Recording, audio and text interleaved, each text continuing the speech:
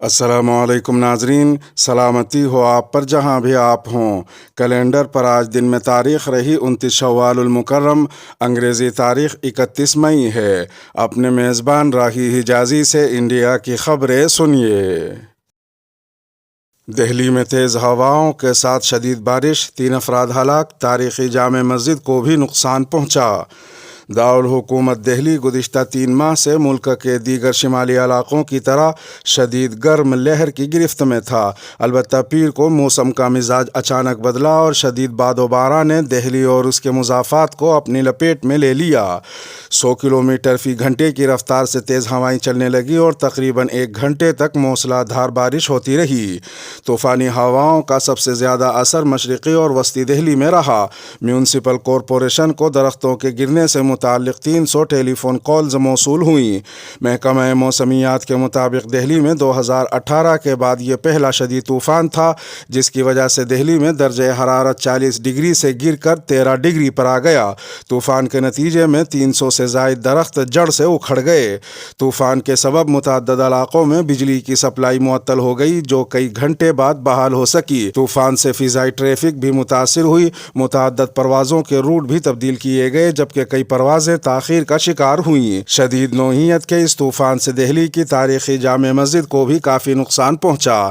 درمیانی بڑے گنبد کے اوپر لگے دھات کا آرائشی کلش ٹوٹ کر گر گیا۔ میناروں اور گنبدوں سے کئی پتھر بھی ٹوٹ کر مسجد کے صحن میں گرے جس کے نتیجے میں 3 افراد زخمی ہوئے۔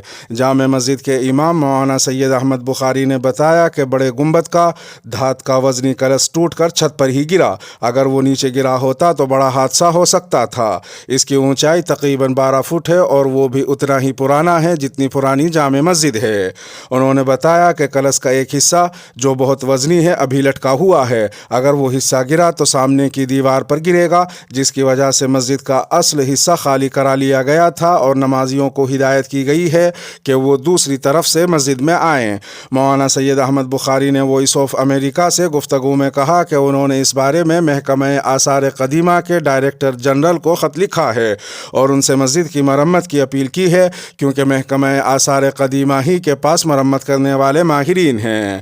اس تاریخی مسجد کی تعمیر مغل حکمراں شاہ جہاں نے سن 1650 سے سن 1656 کے درمیان کرائی تھی۔ یہاں سے تاریخی لال قلعہ بالکل سامنے نظر آتا ہے۔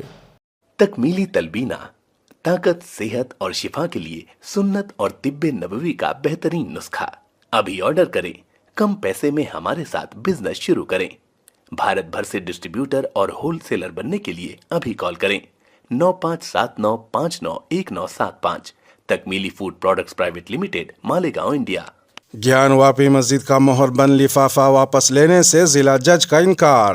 وارانسی کی گیان واپی مسجد کے سروے کی ویڈیو لیک ہونے کے معاملے میں چاروں مدعیان نے آج اپنے سیل بند لفافوں کو عدالت کو سپرد کرنے کی کوشش کی لیکن ضلع جج نے اسے واپس کر دیا۔ ایڈووکیٹ کمیشن کی کارروائی کی ویڈیو لیک ہونے کی وجہ سے چاروں عرضی گزار خواتین ضلع جج کی عدالت میں پہنچی تھی۔ عدالت نے انہیں اس معاملے کی بھی جانچ کرانے کے لیے کہا ہے کہ ویڈیو کیسے لیک ہوئی۔ ویڈیو لیک کیس کی بھی 4 جولائی کو سماعت ہوگی۔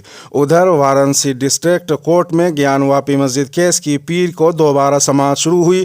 پیر کو بھی مسلم فریق نے دلائل پیش کیے۔ دلائل مکمل ہونے کے بعد عدالت اب اس کی سماعت 4 جولائی کو کرے گی۔ ڈسٹرکٹ کورٹ سماعت کر رہی ہے کہ آیا یہ درخواست قابل سماعت ہے یا نہیں۔ مندر فریق کی طرف سے پیش کیے گئے دعووں پر مسجد کمیٹی کے وکیل نے ایک پوائنٹ پر اعتراض کیا۔ پیلس آف ورشپ ایکٹ 1991 کا حوالہ دیتے ہوئے مسلم فریق کے وکیل نے مندر اور خواتین کی جانب سے پوجا کی اجازت دینے کی درخواست کو غیر قانونی قرار دیا۔ مسلم فریق کے وکیل ابھے ناتھ یادو نے کہا کہ گیان واپی کمپلیکس وقف کی ملکیت ہے اور وہاں مسلمانوں کو نماز پڑھنے کا حق ہے۔ واضح رہے کہ عبادت گاہ کا قانون 1991 کسی بھی عبادت گاہ کی تبدیلی پر پابندی لگاتا ہے اور کسی بھی عبادت گاہ کے مذہبی کردار کو برقرار رکھنے کا حکم دیتا ہے جیسا کہ یہ 15 اگست 1947 کو موجود تھا۔ 1 جون سے عدالتوں کو گرمیوں کی چھٹیاں مل رہی ہیں، اس لیے عدالت نے اب اگلی تاریخ 4 جولائی مقرر کی ہے۔ ملالی مسجد انتظامیہ نے کیا وی ایچ پی کی عرضی خارج کرنے کا مطالبہ۔ کرناٹک کے جنوبی کنڑ ضلع میں ملالی مسجد تنازع پر مسجد انتظامیہ نے مقامی عدالت سے مطالبہ کیا ہے کہ VHP کی عرضی کو خارج کر دیا جائے۔ واضح ہے کہ وشو ہندو پریشد نے منگلورو کے نزدیک واقع ملالی شہر میں 27 مئی کو مسجد کا سروے کرانے کے لیے ایک کورٹ کمشنری کی تقرری کا مطالبہ کرتے ہوئے عدالت کا رخ کیا تھا۔ اسے چیلنج کرتے ہوئے مسجد انتظامیہ کمیٹی نے عرضی دائر کی ہے۔ اب عدالت اس بات پر غور کرے گی کہ یہاں سروے کرایا جائے یا نہیں۔ ادھر زراعت اور کسانوں کے مرکزی وزیر مملکت نے ایک متنازع بیان دیتے ہوئے منگل کے روز کہا کہ ملک میں تاریخی غلطیوں کو درست کیا جانا چاہیے۔ جنوبی کنڑ ضلع میں ملالی مسجد تنازع پر صحافیوں سے بات چیت کرتے ہوئے انہوں نے کہا کہ مرکزی وزارت داخلہ اس سلسلے میں پیش رفت پر نظر رکھے ہوئے ہے۔ انہوں نے مزید کہا کہ اس بات پر بحث ہونی چاہیے کہ کون سی عمارتیں ہندوؤں کی ہے۔ اگر ہر کوئی اس بارے میں سوچے تو سب ایک ساتھ رہ سکتے ہیں۔ انہوں نے مزید کہا کہ ہمارے بزرگوں کے دور میں غلطیاں ہوئی ہیں۔ مورخین اور آثار قدیمہ کے ماہرین کو حقائق معلوم کر کے رہنمائی کرنی چاہیے کہ کیا غلط ہے اور کیا صحیح۔ واضح ہے کہ تاریخ دانوں کا ایک طبقہ یہ بھی دعویٰ کرتا رہا ہے کہ ملک میں بہت سارے بدھ مذہب کے مندروں کو توڑ کر ہندو مندر بنائے گئے ہیں۔ بنگال کی سب سے بڑی مسجد آدینہ مسجد کو متنازع بنانے کی کوشش۔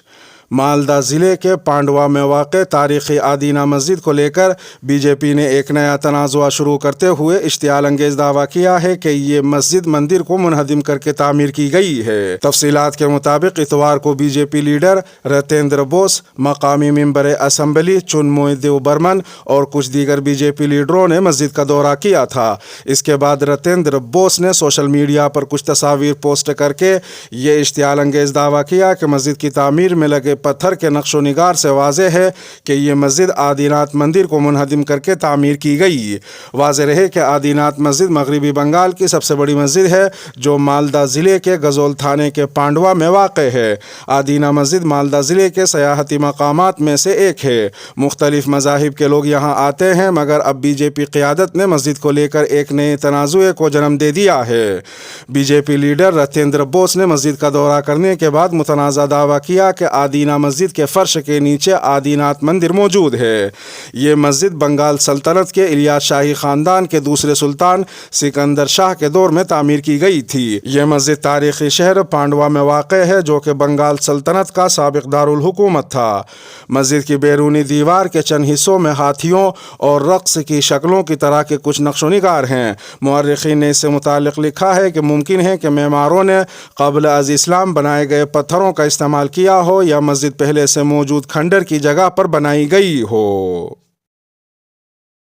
سپریم کورٹ کا طلاق حسن معاملے پر فوری سماعت سے انکار۔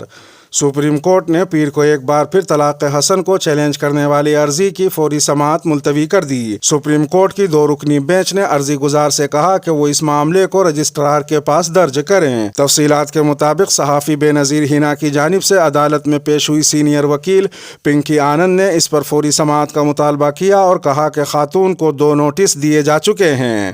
پنکی آنند نے بینچ سے مزید کہا کہ یہ عرضی 2 مئی کو داخل کی گئی تھی۔ خاتون کو 2 بار طلاق کا نوٹس دیا گیا ہے۔ عورت کا ایک بچہ ہے۔ پہلا نوٹس 19 اپریل کو اور دوسرا نوٹس 19 مئی کو دیا گیا ہے۔ بینچ نے کہا کہ پہلے رجسٹرار کے سامنے درخواست کریں اور اگر وہ نہیں سنتے تو ہمارے پاس آئیں۔ واضح رہے کہ عرضی میں یہ اشتعال انگیز مطالبہ کیا گیا ہے کہ اس سلسلے میں مرکز کو نوٹس جاری کیا جائے جس میں طلاق حسن اور ماورائے عدالت طلاق کو دیگر تمام معاملات میں غیر آئینی قرار دیا جائے۔ واضح رہے کہ طلاق حسن میں 3 مہینے تک ہر مہینے میں ایک بار طلاق دی جاتی ہے۔ ڈاکٹر فاروق عبداللہ پوچھ تاچھ کے لیے ED دفتر پہنچے۔ نیشنل کانفرنس کے صدر اور سابق وزیر اعلیٰ ڈاکٹر فاروق عبداللہ پوچھ تاچھ کے لیے منگل کی صبح سری نگر کے راج باغ میں واقع ED کے دفتر پر حاضر ہوئے۔ بتا دیں کہ ED نے 27 مئی کو ڈاکٹر فاروق عبداللہ کے نام ایک سمن جاری کیا تھا جس میں ان سے 31 مئی کو ED کے دفتر میں حاضر ہونے کو کہا گیا تھا۔ ڈاکٹر فاروق عبداللہ سے جموں کشمیر کرکٹ ایسوسی ایشن میں مبینہ مالی بے ضابطگیوں کے بارے میں پوچھ ताछ की जा रही है। उधर एक दूसरी खबर में समाजवादी पार्टी के सीनियर लीडर आजम खान की इयादत करने आज जम्मू कश्मीर के साबिक वजीर आला डॉक्टर फारूक अब्दुल्ला आए, उनका हाल चाल पूछा और जल्द सेहतयाब होने की दुआ की। एक तीसरी खबर में पाटीदार लीडर हार्दिक पटेल जल्द ही बीजेपी का हाथ थामने वाले हैं। मीडिया रिपोर्ट्स के मुताबिक राजधानी गांधीनगर में वाक़ बीजेपी दफ्तर में हार्दिक पटेल पार्टी की रुकनीत इख्तियार करेंगे। हार्दिक पटेल बीजेपी गुजरात यूनिट के सदर CR पाटिल की मौजूदगी में पार्टी में शामिल होंगे। ये भी बताया जा रहा है कि हार्दिक के साथ उनके 15,000 हामी भी बीजेपी का दामन थामेंगे। उधर एक चौथी खबर में कर्नाटक हुकूमत में वजीर रह चुके और बीजेपी के सीनियर लीडर KS येशुरप्पा अपने एक बयान की वजह से फिर से सुर्खियों में आ गए हैं। KS येशुरप्पा ने कहा कि इसमें कोई शक नहीं कि RSS का झंडा एक दिन कौमी परचम बन जाएगा। उन्होंने मजीद कहा कि भगवा के तईं एहतराम न तो कल से है और न आज से है, हज़ारों साल पहले से इसका एहतराम किया जाता रहा है। भगवा परचम कुर्बानी की अलामत है। एक पांचवी खबर में साउथ एशिया सिटीजन वेब के जरिए जारी एक नई रिपोर्ट के मुताबिक संघ परिवार से वाबस्ता 7 अमरीकी ग्रुप ने तकरीबन 2 दहाइयों में भारत पैसा भेजने समेत मुख्तलिफ मंसूबों पर $158 मिलियन यानी 1,227 करोड़ रुपए से ज़्यादा खर्च किए हैं। रिपोर्ट के अहम नताइज में से एक में कहा गया कि दस्तयाब टैक्स रिटर्न के मुताबिक 7 विफाकी तौर पर मुंसलिक खैराती ग्रुप्स ने मुबैना तौर पर 2001 से 2019 के दरमियान अपने प्रोग्रामों पर कम अज़ कम $158 मिलियन खर्च किए, जिनमें से ज़्यादातर पैसा भारत में अपने ग्रुप्स को भेजा गया है। इसके साथ ही इंडिया की खबरों का इख्तिताम हुआ। वीडियो को आखिर तक मुलाहजा फरमाने पर शुक्रिया। और अगर आलमी खबरों वाली वीडियो आपकी नज़र से न गुजरी हो तो वो वीडियो आपकी स्क्रीन पर नमूदार हो रही होगी। थंबनेल पर टच कर आज की आलमी खबरें भी सुन सकते हैं। अपने मेज़बान राही हिजाजी को अब दीजिए इजाज़त। सलामती हो आप पर जहां भी आप हों।